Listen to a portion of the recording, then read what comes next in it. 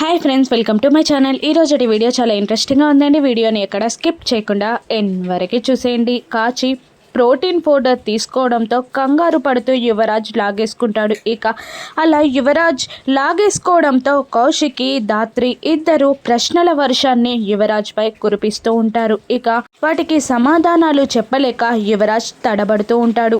ఇవి మెంబర్స్ కోసం పెట్టినవి, నీకు వేరే ఇస్తాను అని యువరాజ్ అంటుండగా, అంటే మెంబర్షిప్ని బట్టి ప్రోటీన్ పౌడర్స్ కూడా మారతాయా అని ధాత్రి అడుగుతూ ఉండగా యువరాజ్ కంగారు పడుతూ ఉంటాడు. యువరాజ్ కంగారుని గమనించిన నిషి, ఏంటే అంతలా ప్రశ్నిస్తున్నావు అని అంటూ ఉంటుంది. ఇక కాదక్క, ఎవరికి ఏవి ఇవ్వాలో సెట్ చేసి పెట్టుకున్నాం కదా, అవన్నీ అలా డిస్టర్బ్ అయిపోతాయని అలా అంటున్నానంతే అని యువరాజ్ ఏదో సమాధానాన్ని కప్పిపుచ్చుతూ ఉంటాడు. ఇక నిషి కాచిని, నీకు 2 కాదు 4 ప్రోటీన్ పౌడర్స్ని నేను తెప్పిస్తాను, తర్వాత జిమ్ కూడా చేస్తానంటే చేపిస్తాను, కానీ ఇప్పుడు వదిలే అని నిషి కాచిని అనగానే అలాగే అంటుంది నిషి. కానీ యువరాజ్ కంగారుని ఆ ప్రోటీన్ పౌడర్లో ఏదో మిక్స్ చేశారని ధాత్రి కేదార్లో పట్టేస్తారు. ఇక అప్పుడే తరుణ్ హీరో మత్తు మందు డోస్ ఎక్కువ అవ్వడంతో ఊగుతూ అటు నుండి వస్తూ ఉంటాడు. అలా ఊగుతున్న తరుణ్ని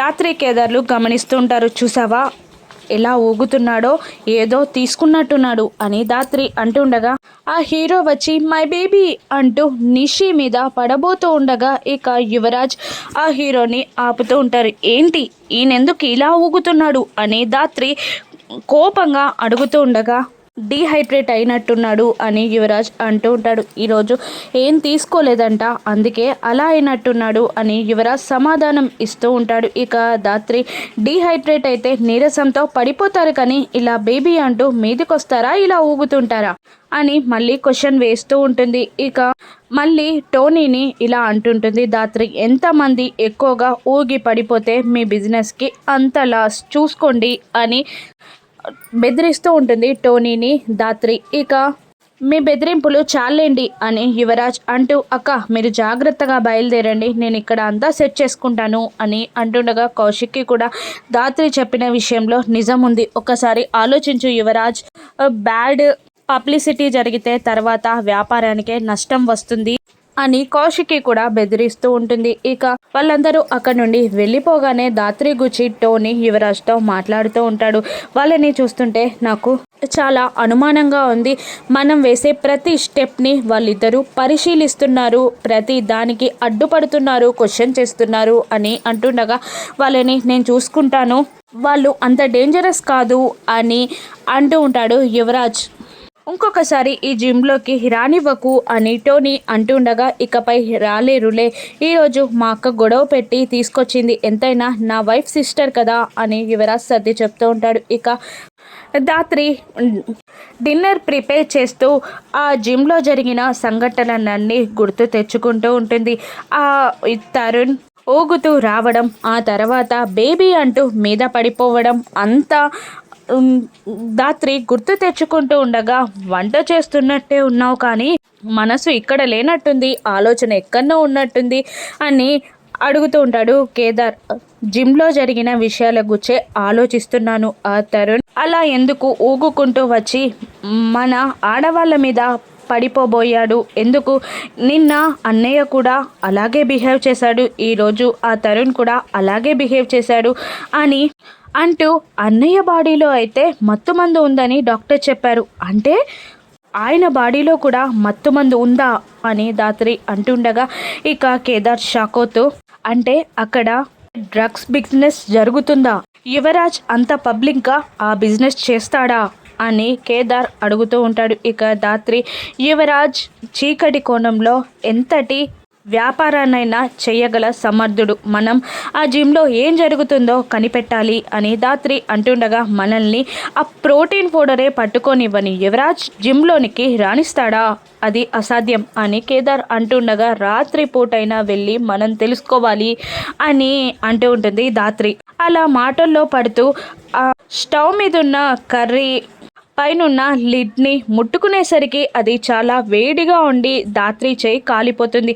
అమ్మా అని ధాత్రి అడవగానే ఇక ఏమైంది అని అంటూ ధాత్రి చేయిని పట్టుకొని ఉఫ్ ఉఫ్ అని అంటూ ఊదుతూ ఉంటాడు కేదార్. కాలింది చూసుకోలేదు అని అంటూ ఉండగా వంట చేసేటప్పుడు వంటే చేయాలి, వేరే ఆలోచించకూడదు, ఆ మాత్రం నీకు తెలీదా అని అంటూ ఉంటాడు కేదార్. అది కరెక్టే కానీ ఏదో ఆలోచిస్తూ మర్చిపోయానులే అని అంటుండగా ఏంటి మర్చిపోయేది నువ్వుండు అని అంటూ కేదార్ వెళ్ళి ఒక ఆయింట్మెంట్ని తీసుకొచ్చి ప్రేమగా ధాత్రి చేయికి రాస్తుండగా ధాత్రి కూడా ఆప్యాయంగా కేదార్ని చూస్తూ ఉండిపోతుంది.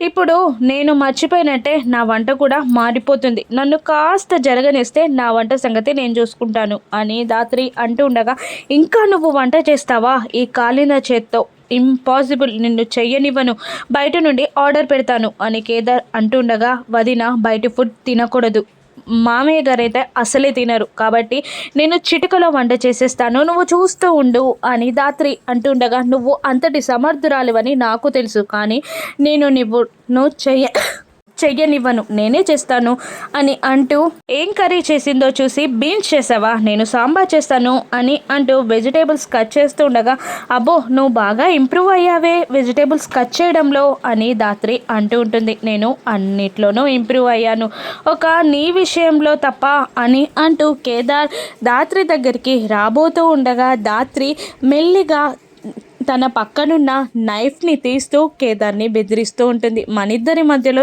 ఇంతటి మారణాయుధాలు ఎందుకులే ధాత్రి అని అంటూ వెజిటేబుల్ కట్ చేసి ధాత్రి ఇన్స్ట్రక్షన్స్ ఇస్తూ ఉండగా ఇక కేదార్ చక్కగా వంటని పూర్తి చేస్తాడు. ఇక అందరూ భోజనానికి వచ్చేస్తారు. ఇక కేదార్ తను వంట చేసి ఆ డిషెస్ అని అక్కడ పెట్టేస్తూ ఉంటాడు. వైజయంతి కొంతమందికి వడ్డిస్తూ ఉంటుంది. ఇక నువ్వు కూడా కూర్చో ధాత్రి అని అంటూ ధాత్రిని కూర్చోబెడుతూ కేదార్ వడ్డించబోతుండగా ఏంటి కేదార్ నువ్వెందుకు వడ్డిస్తున్నావు అని కౌశికి అడిగేస్తుంది. ఏం లేదక్క, ధాత్రి చెయ్యి కాలింది అందుకనే నేను వడ్డిస్తున్నాను అని అంటూ ఉంటాడు కేదార్. ఏంటి చేయి కాలిందా ఎలా అని అంటూ ధాత్రి చేయిని పట్టుకొని ప్రేమగా మాట్లాడుతూ ఉంటుంది కౌశికి. ఆ ప్రేమలోనే కాస్త కటువుగా తిడుతూ ఉంటుంది కౌశికి ధాత్రిని.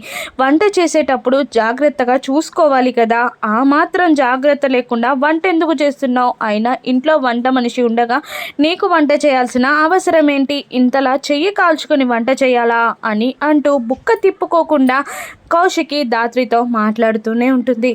అప్పుడు ధాత్రి నా అన్న వాళ్ళ కోసం చేసే వంటలో తృప్తి ఉంటుంది, ఎవరైనా మన వంటని తిని బాగుంది అంటే చాలా హ్యాపీగా అనిపిస్తుంది వదిన, అందుకే చేశాను అని ధాత్రి అంటుండగా ఇక కౌశికి వంటనైతే పంచుకోగలం కానీ నీ కష్టాన్ని మేము పంచుకోలేం కదా ధాత్రి, కొన్ని రోజులు నువ్వు కిచెన్ వైపు వెళ్ళడానికే వీల్లేదు, ఇది నా ఆర్డర్ అని అంటూ ప్రేమగా మాట్లాడుతూ ఉండగా ఇక నిషి కళ్ళలో నిప్పులు పోసుకుంటూ అబ్బో కారిపోతున్నాయి వదినా మరదళ్ళ ప్రేమాభిమానాలు, స్వంత మరదలపైన ప్రేమ ఉండదు కానీ ఎన్నాళ్ళు ఉంటుందో తెలియని మరదలపైన మాత్రం ప్రేమ కురిపించేస్తున్నారు అని కౌశికిని ఎగతాళి చేస్తూ ఉంటుంది నిషి. ఇక అప్పుడు కౌశికి ఇలా అంటుంటుంది, ఎవరు ఏదిస్తే తిరిగి అది వాళ్ళకి ఇవ్వాలి అనిపిస్తుంది, కానీ ధాత్రి ఎప్పుడు మన కోసం కష్టని ప్రేమాన్ని పంచింది కాబట్టి ధాత్రికి తిరిగి ప్రేమనే ఇవ్వాలనిపిస్తుంది అని అంటూ ఉండగా వైజయంతి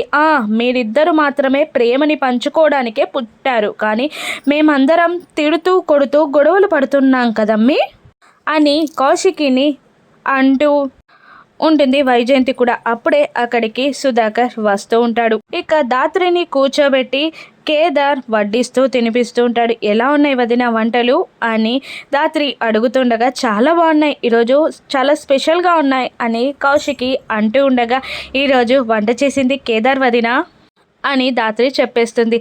నువ్వా, చాలా బాగా చేసావు అని కౌశికి కూడా మెచ్చుకుంటూ ఉండగా యువరాజ్ నువ్వు చేసావా అని అడుగుతూ ఉంటాడు. అవును అని కేదార్ అనేస్తాడు. ఈ షర్టు పాయింట్లోనే చేసావా లేదంటే చీర కట్టుకొని చేసావా అని బూచి ఎగతాళి చేస్తూ ఉంటాడు. ఇక వంట చేయడంలో తప్పేముంది అని ధాత్రి అంటుండగా తప్పే కదా, ఆడవాళ్ళ డ్యూటీ వంట చేయడం, ఆడవాళ్ళ బాధ్యత కూడా తరతరాలుగా వస్తుంది, అదే కదా మా తాతయ్య చేశారు, మా నాన్నగారు చేశారా, నేను చేశానా, మా అన్నయ్య చేశారా, మా నానమ్మ అమ్మ వదిన మాత్రమే చేస్తున్నారు, కాబట్టి వంట చేయడం ఆడవాళ్ళ హక్కు అని కమలాకర్ అంటూ ఉంటాడు. ఇక అది మన దౌర్భాగ్యం, అవసరాన్ని బట్టి వంట ఎవరైనా చేయొచ్చు అని ధాత్రి అంటూ ఉంటుంది. ఇక కేదార్, మా ఫ్రెండ్ వాళ్ళ ఇంట్లోనైతే వాళ్ళ నాన్నగారే వంట చేసి బట్టలు కూడా ఉతుకుతారు అని కేదార్ అంటుండగా బూచి మళ్ళీ పిల్లల్ని కూడా వాళ్ళే కనేమను అని ఎగతాళి చేస్తుంటాడు. అప్పుడే సుధాకర్ అక్కడికి వచ్చి ఏంటి భోజనం చేయకుండా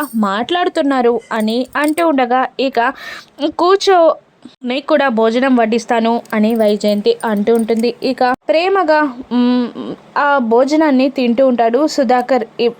డిషెస్ ఎలా ఉన్నాయి బాబాయ్ అని కౌశికి అడుగుతుండగా చాలా బాగున్నాయి అని సుధాకర్ అంటుంటాడు. ఈరోజు వంట చేసింది కేదార్ అని చెప్పగానే ఇంకా హ్యాపీగా తింటూ ఉంటాడు సుధాకర్. ఇంకా కాస్త పప్పువే, చాలా బాగుంది అని అంటుండగా వైజయంతి కాస్త వడ్డిస్తుంది. ఇంకా వడ్డించు అనగానే కేదార్ వడ్డిస్తాడు. ఇక ఇంకా ఆనందంగా సుధాకర్ తింటూ ఉండగా వైజయంతి కళ్ళలో నిప్పులు పోసుకుంటూ ఉంటుంది. ఇక తెల్లవారగానే వైజయంతి పూజ చేస్తూ ఉంటుంది. హాల్లో కౌశికి వర్క్ చేసుకుంటూ ఉండగా యువరాజ్ అటువైపుగా వెళ్తుండగా హారతి తీసుకోమని చెప్పి సీఈఓగా కంపెనీ బాధ్యతలన్నీ కేదార్కి అప్పజెప్పావు. ఆ తర్వాత లావాదేవీలు చూసుకుంటున్నావా? ఎవరిని నమ్మడానికి వీల్లేదు.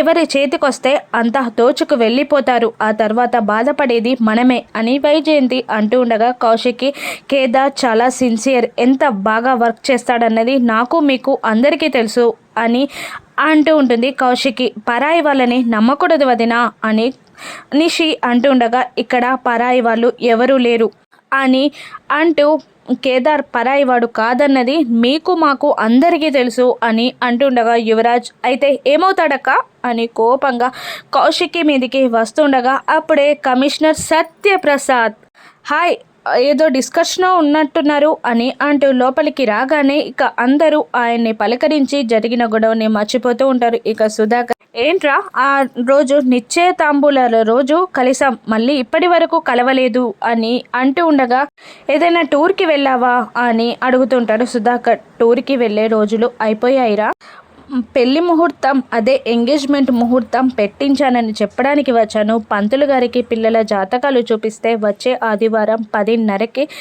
ముహూర్తం బాగుందని చెప్పారు. ఆ విషయం చెప్దామని వచ్చాను అని అనగానే శుభవార్త చెప్పావురా అని సుధాకర్ అంటుంటాడు. విన్నావా వైజయంతి అని అంటూ ఉండగా విన్నాను అని సంతోషపడుతూ ఉంటుంది వైజయంతి.